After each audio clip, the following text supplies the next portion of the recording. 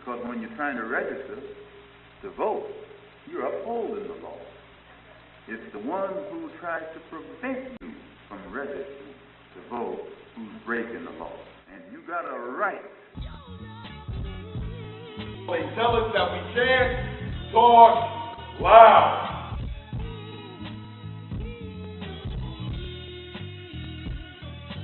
That's our generation. We can't be afraid to be leaders, and we can't be afraid to be controversial. You can split it up like Democrats, Republicans, do whatever you want, but at the end of the day, it's who's going to do the best for you. I'm very concerned about what's going on in urban America right now.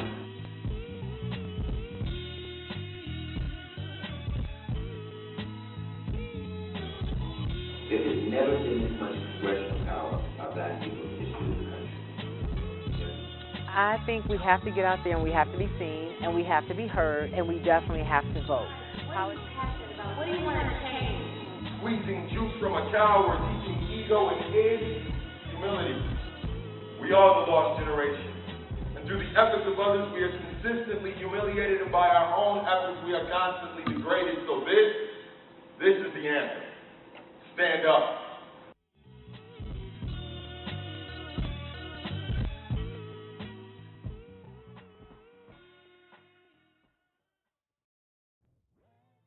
This weekend, at the end of the weekend, we want to be able to come out of this place with some kind of agenda, even if it's not like an issue agenda or like knowing exactly what we're going to do and how we're going to do it. At least a kind of a framework, foundation of what it is that we need to do as young people to do things for ourselves, to do things for our communities, and to start with ourselves.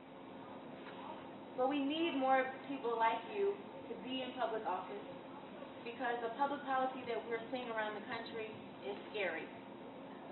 And so many of you, because of what you do in your communities, you know what the issues are. Like, one second. I got sunglasses on, I got earrings in my ear, I got a jersey on, a white tee, bag of jeans, Air Force One. Don't down us on the way we dress and the lifestyle we live. Example of, we have a village that we talk about, the village got to be there to save the child.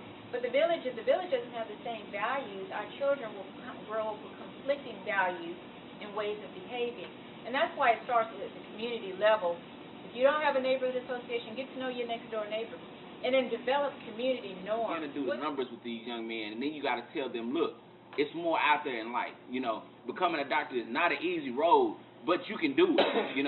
Just like my man was saying here, when Gary said, look, when his dad took him up to the top of the building and said, what do you see?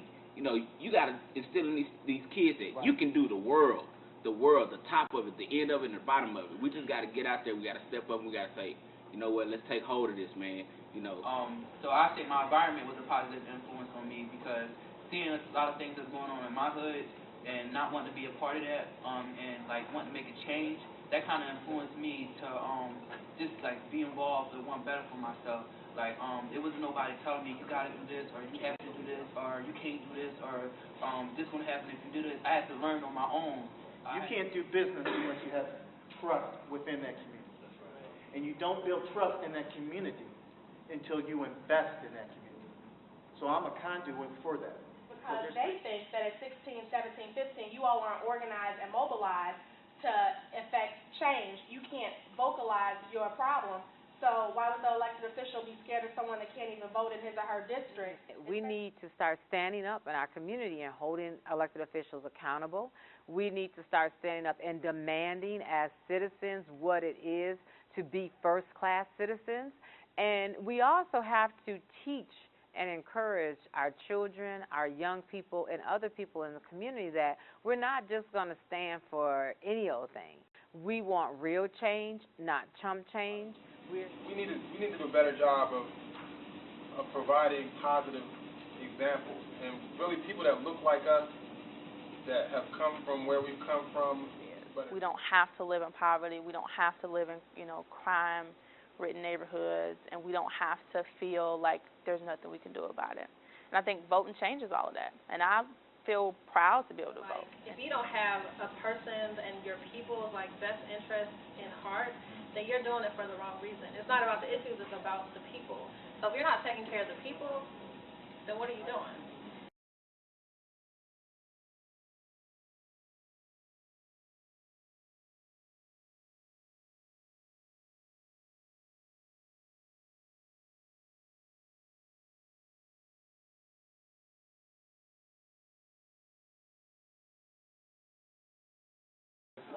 Bring New Orleans Black was a campaign to get out the vote that we had in New Orleans. It was just really in reference to the black neighborhoods that were destroyed by Hurricane Katrina and all the people that were displaced to other cities like Atlanta, Houston, and some of the other cities that took in a large amount of evacuees. And on the back of the shirt, it has some predominantly black neighborhoods in New Orleans. So we started in Kalamazoo this year doing voter registration in early March. From March through the cutoff date, which was October 10th, we registered around 7,700 individuals, and we turned all those voter registration cards in and to the Young Voter Strategies, and made sure, did some verification that the people who registered to vote with us were actually added to the voting roll. So the best that we could, we did that. We called. In Texas, what we did was something that was very strategic and concentrated on young people in the African American community. In targeting these young people, we made sure that we had a holistic approach in talking to students at HBCUs. In historically black colleges and universities such as Texas Southern University and Prairie View A&M University, we registered hundreds of students to vote. But we also were able to reach the masses at smaller universities that are historically black, such as Jarvis College, Texas College, Wally College. Yeah, in Dallas, what we did was voter registration through an organization I'm a part of called ECOJA. It's geared directly to get young adults between 18 and 35 more involved socially, economically, and politically. Politically, what we did was we got with the high school senior sponsors, and we went in and we met with the senior sponsors and had the senior sponsors to get through the school to do voter registration. And after we did voter registration, we would encourage them to come out to different events. We weren't able to host the event, we didn't have the funds, but encourage them to come out to events where they could find out about the candidates, where they could find out about the issues. In Dallas, we just passed a $1.35 billion bond package that's going to directly impact them.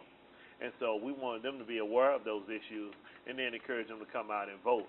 We had Super Sunday, which was a day where they had a caravan of the churches. And so immediately after church, they caravan all the members to the polls. So the young people got a chance to come and see, the things they may have seen from documentaries or Eyes on the Prize, got a chance to see it happen today.